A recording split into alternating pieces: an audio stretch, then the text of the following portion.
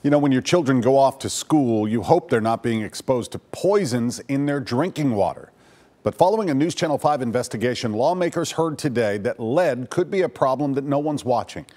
News Channel 5 chief investigative reporter Phil Williams went to Capitol Hill. There is a significant risk of lead getting into the drinking water. Is that correct? That's correct. Members of the Tennessee House Education Committees heard testimony about the potential danger lurking in the drinking water of Tennessee schools.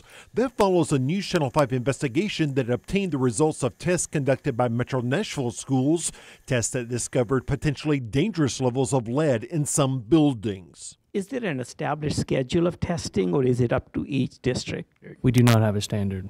David Money with the Tennessee Department of Environment and Conservation said the state has no idea how many school districts actually test for the toxic metal. This is a problem that you have seen in older buildings comparable to some of the schools we have in Tennessee.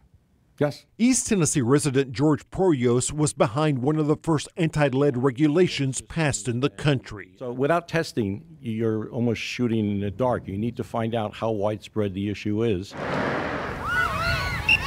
And even when Metro schools did find high lead levels, our investigation discovered that in some cases, officials kept the results to themselves for months without doing anything about it. But if testing is found and lead is found at high levels in the schools, then schools don't necessarily have to tell parents, teachers, administrators. Is that correct?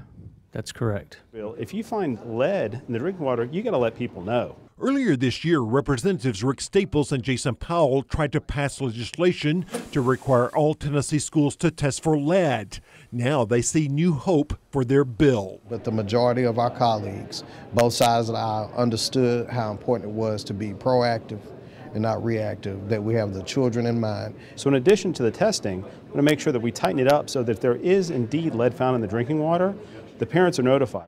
One lawmaker questioned whether the state would need to come up with the money to rip pipes out of school buildings across Tennessee.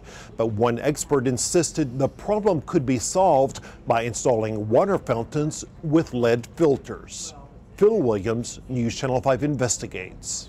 Phil, thank you. So how much lead is in your child's water? We've done something that Metro Schools still hasn't done. We've posted the results of the district's testing on our website, so check out newschannel5.com.